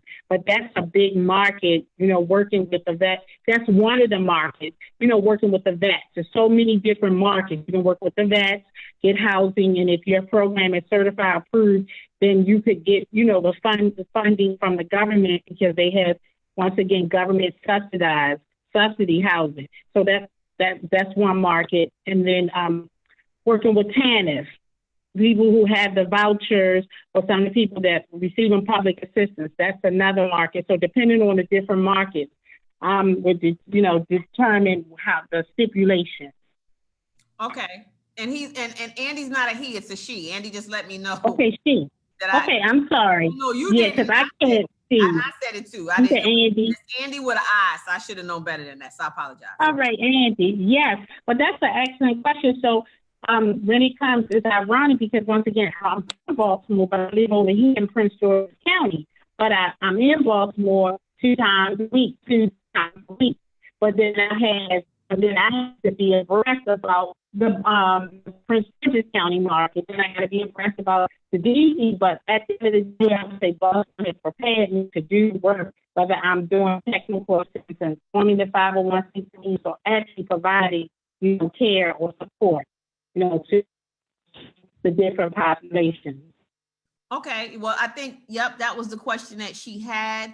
Stephanie's going to be available at our, again, leave your email address. Andy, you can send it to me through here. Give me your email address and your telephone number, and I'll make sure. Stephanie, did you have a telephone number, something you wanted to leave? Completely feel free. Yes. Okay, yes. My number is 240-492-9559. Again, the number is 240-492-9559. And then my email address is my name, Stephanie Poplar, and it's with the IE. So PHAIE. And then Poplar is POPLAR. And she's saying, so no gmail.com. She's saying Stephanie Poplar, POPLAR, at gmail.com. You blanked out a little bit. That's why I was making sure. Oh, I'm sorry about that. So yes, Stephanie Poplar at gmail.com. But I just want to say that this is good that you have this platform, because we need to be educated. We need to be empowered. And we need to know that we're capable and competent of providing great service. Because one of the things that I have found in my 22 years have been many times folks who have created programs did not look like us, but they were coming in the community. And it's real. I worked for many of those nonprofits. And so we have to take a stand and say that we want to be a solution. We're going to be solution oriented. We are going to collaborate with each other. We're going to connect. We're going to share resources, or we're going to do the necessary things so we can win. And when I say we, we're talking about, the community having each other out. So I would be. Well, you breaking up bad. Is it me? I'm sorry, I'm breaking up. Oh, now that's I'm better. breaking up. That's better though. All right. I'm sorry. I don't know what's going on, but I would say that the reception is not the best here. It's very wooded where I am. But what I want to say is that we have to become the solution, and we have to stop talking about what the problems are without trying to identify solutions, without trying to collaborate with each other. So I'm so glad that I see more individuals, more business owners establishing a 501c3. And if I could just quickly say this, a nonprofit is not saying that you can't generate a profit. It's just that your primary focus cannot be just so primarily on a profit. Because at the end of the day, there are several nonprofits. I have several colleagues who are making $150,000 through their nonprofit, who are making $250,000. So think about it. Hospitals, most hospitals are nonprofits. They have to pay doctors. The NFL, the nonprofit. There are so many nonprofits, but we don't look at, that's a nonprofit. So they are made the salaries that a lot of nonprofits are paying. But it may start out with the focus should be on for a cause, for either charitable, educational, or for scientific purpose, or for relief of the poor. Well, I mean, I'm glad you clarified that, because people need to hear you say that does not mean that. I would wager to say that you can garner more wealth and make more money through making sure you utilize a nonprofit than a for-profit, if you know what you're doing. So I would wager to say that, absolutely. But Stephanie, thank you. I appreciate you. You don't have to go anywhere though, but you can take back. I wanted to bring somebody onto the line that you all might think is an unlikely person to join us, but he is not unlikely. He is a young man that I met back in April, who is from Baltimore City and has had great success over the past couple of months with me mentoring him. And I've learned a lot from him too, and about, just what I can do better in business. But he's done, I think he's on his third deal. He just did his fourth contract to be able, he's a property locator, but he's a wholesaler, and he's learning to be a great negotiator.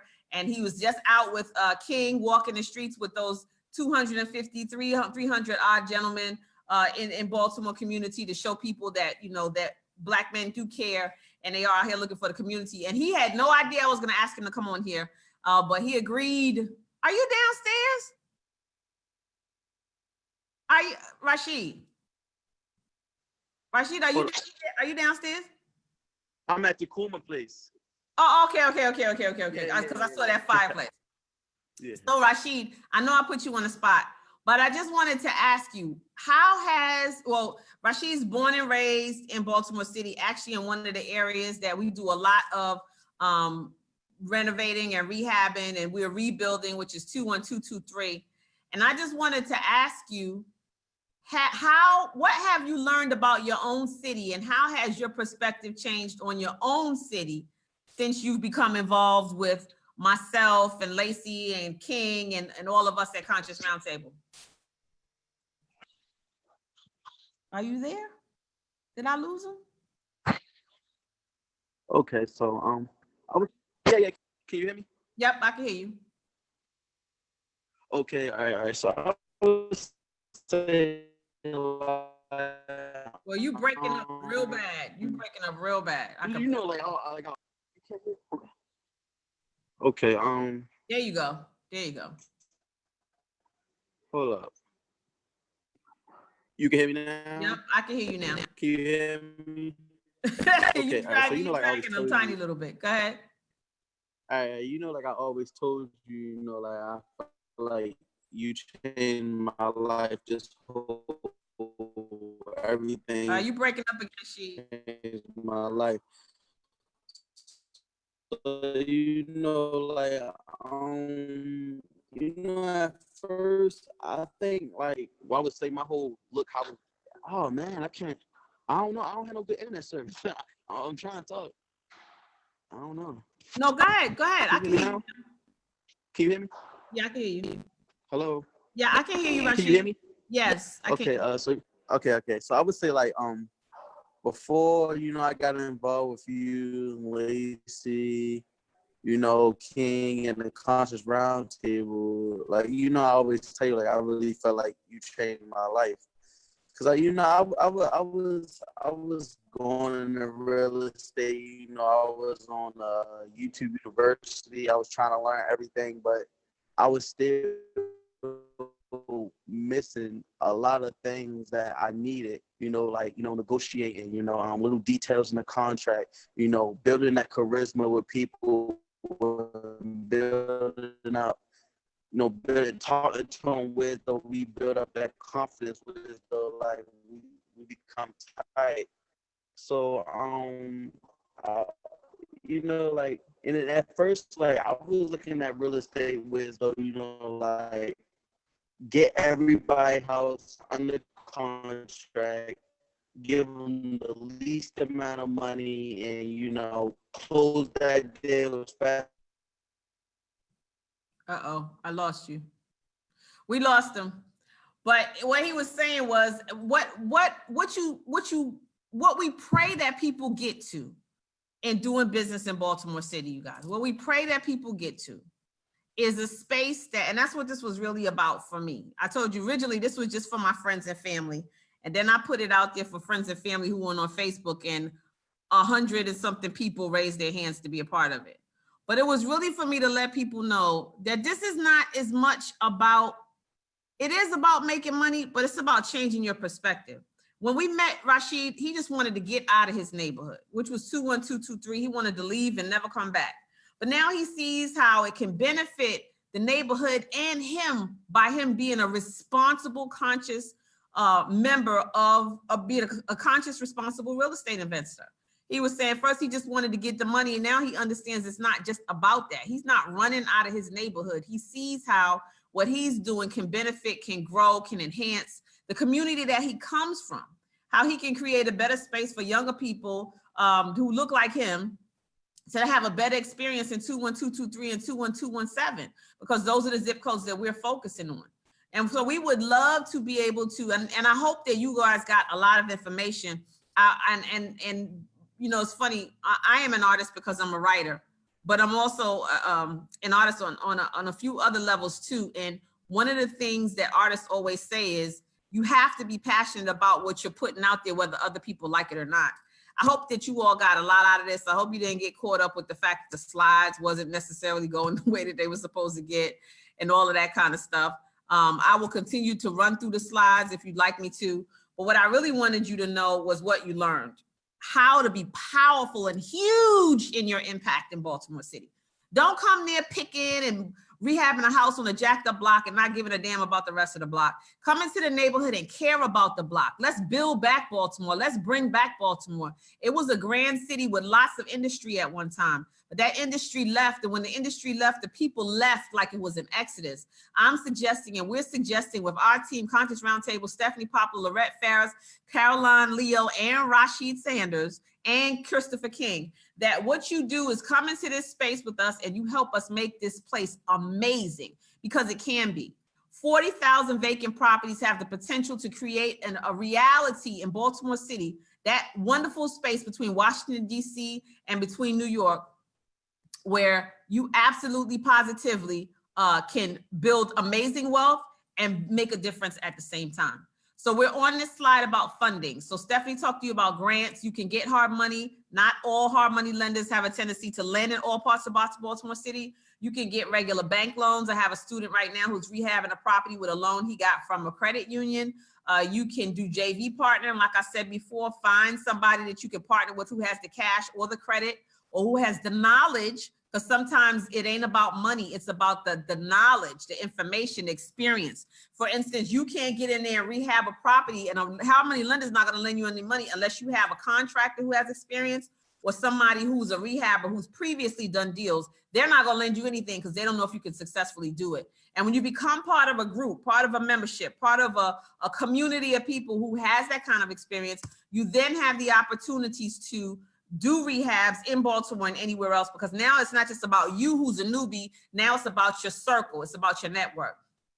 This all started because everybody was bugging me to death about dollar houses. So I put together a overview so I could talk to all my friends and family and business associates. I said that in the beginning at one time.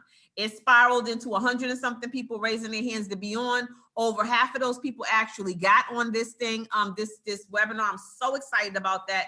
And I hope that you all go out and continue to talk to people. But the Dollar House program was established in 1973 and it don't exist. So that email that y'all keep seeing and that post on Facebook is an old post from 2018 when they were talking about reinstituting the dollar program. However, it did not happen because guess what? I can sell you a house for $1, but if you don't have the money to rehab the house or to rehab the block that the house is on to take care of the rest of the properties, then I've done you an injustice. And 9 times out of 10, the house is just going to sit there and continue to deteriorate and decay because you can't rehab one house on the block and all the rest of them are boarded up and think that somebody's going to buy that one house from you. So the Dollar House program sounds great, but if you don't have the funding, and that's why it died, that's why it's stagnant, because they don't have anybody to provide funding to those people who provide the property, purchase the properties for $1 to ensure that those houses are actually going to get rehabbed. And they would have to have several people on one block to make that decision and to step up and qualify for those loans in order for it to make a difference. What is in place is vacancy to values, and vacancy to values is affording people the opportunity to provide options for families and conscious real estate investors, which we would like to see, to acquire Baltimore City vacant properties in distressed neighborhoods that require rehabilitation. There are, like I said before, 40 plus vacant homes and lots in Baltimore City right now. And Baltimore City is not just urban. There are parts of Baltimore City that look like the suburban parts of Prince George's, Maryland, or Howard County, okay? So Baltimore City is what, that's why we're gonna do those neighborhood tours. And that's why we want you to go to bit.ly, write it down because I have to go fix the link, bit.ly/, I went and forgot it again. I'll tell you what, oh, Deep Dive Baltimore, good Lord. bit.ly/deep dive Baltimore. Write that down. It will be fixed within the next hour. If you're interested in taking part in that class, please put your name, your email address, and your telephone number inside of the text box, right? So that I can be able to get your information. And I said the first 10 people who take advantage of signing up for this class that we have on January 4th, it's a Saturday, I'm going to do a private one-on-one 30-minute real estate investment readiness consultation to look at what you have, talk about your credit privately, talk about your cash privately, talk about your intentions. what plan, what model of investing do you want to choose, and help you figure out which direction you need to go so that when you get to the class, you are clear about which way you're going and what you need to listen to the hardest. That makes sense to you guys? So let me go to the next slide. Oops, not moving. Here we go. Baltimore City, we talked about real estate, realtors. We were kind of disjointed with this, developers and contractors. Contractors Roundtable, we are assembling a group of real estate developers. We have main ones that we work with, and we also have a developers course that we teach, a 12-month developers course, knock your socks off. We have a 9 strategies of successful real estate investing. We have another class that we teach about how you can take $50,000 and turn it to $500,000 in 6 months. And the purpose of that is for you to take that money and invest it in real estate. Our developers course, make sure I think that you have access to, I'm going to say it's 50,000, but maybe it's actually even $100,000 in capital to be able to actually rehab your first property in Baltimore City when we're done. And so we're at the end of the slides, and the question, what we are Baltimore real estate investing experts. Combined roundtable plus the other people that you've heard me talk to have literally over 300 years of experience that we bring to you, and we will be bringing to you on January 4th. I guarantee you, we're going to give you the real deal. When you leave out of there, you're not going to be walking around trying to figure out what to do and how to proceed. You will know what to do and how to proceed. Like I said, you can go to BIT, that's it on the screen, bit.ly/deep dive Baltimore. That's bit.ly/deep dive Baltimore. And we will absolutely get you signed up for that class on January 4th, and make sure that you know how to proceed, how to have success, how to get it done, and how to bring other people, because it's all about networking. If you go, you all did go to the link. So when you went to the link, you see all of the stuff that we're going to be teaching you. Joining the conscious group, give us your information, Michelle, and we'll give you the information for joining the Conscious Roundtable group. That is also a membership. Conscious Roundtable will be present, and I'm a part of Conscious Roundtable as well. I'm actually the director of training for Conscious Roundtable and their co-COO, right? So I wear a lot of hats at Conscious Roundtable. Thank you, Lady D, for being a part of this, and we're so grateful to have you.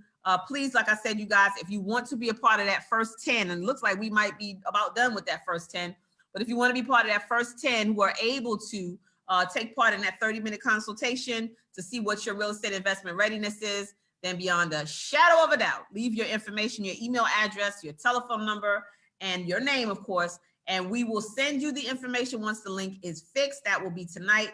That early bird special or the Black Friday special is in effect until, I think we said we would do it for 48 hours. However, those 10 slots are going to be going fast, and I'm not extending them. So because that's a lot of talk.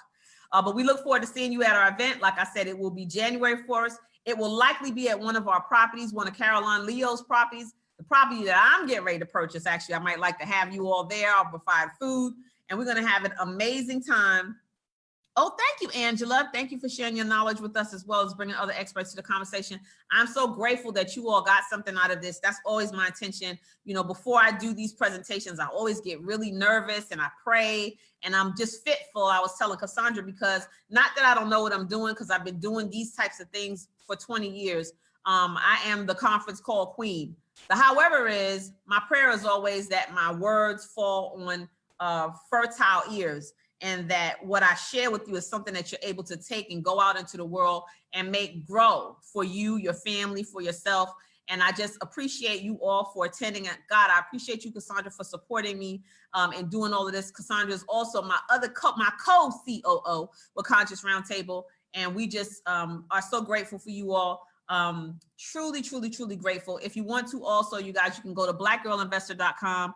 That's blackgirlinvestor.com. I'll put that in there, and you can join that community, and that will make sure that you are kept apprised of anything else that we have coming up, you know, about all the different things, and that you stay plugged in. You can follow me on Facebook at Boundless Lola, and I have a group on there, Black Girl Investor. You can also follow me on Instagram at Black Girl Investor, and I am Lola Thompson. Once again, it has been an absolute God blessing for you all to share this with us. We appreciate you. We look forward to seeing you on January 4th.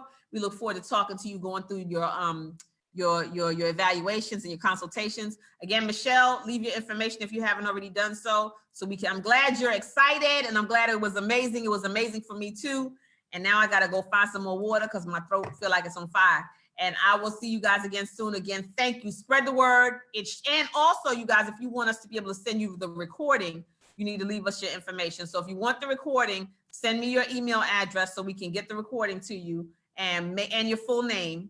And so we'll get that to you as soon as it's rendered and it comes up. This was also on Facebook. So if you follow me at Boundless Lola on Facebook, you will as well see this recording. And you're welcome, Burnett. I appreciate you guys. I appreciate you, Michelle, Cassandra. Again, thank you so much. Stephanie, thank you for being on here so much. Lorette, thank you for being on here. Caroline, King, everybody who contributed, thank you, thank you, thank you. If I forgot to mention your name, don't be mad. What they say, charge it to my head, not to my heart. And I will see you again soon. Peace and blessings. Have an amazing night.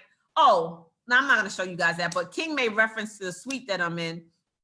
And I'm doing a suite. If this week, I may create another event this week, downtown Baltimore at the Kimpton Hotel. And I have a very huge space here, and I would like to do another event, a smaller event for those of you who are in Baltimore, where we invite you in and we talk to you a little bit more about the Conscious Roundtable. You can bring a guest. We'll have light fare, and we will throw some holiday festivities in there. We'll do a pre-Thanksgiving or a pre-Black Friday celebration. So also let me know whether or not you'd like to be involved in that, and we will extend an invite to you to get to know you better. Oh, Lacey Thompson, I saw your name and I thought somebody's trying to be funny because my other half's name is Lacey and my last name is Thompson, and I was like, what is that? But I see you're a real person. Anyway, take care. Peace and blessings, you guys. Good night. Thanks again, Stephanie. Y'all take care. Thank you, Cassandra, so much. Thank you. Bye-bye.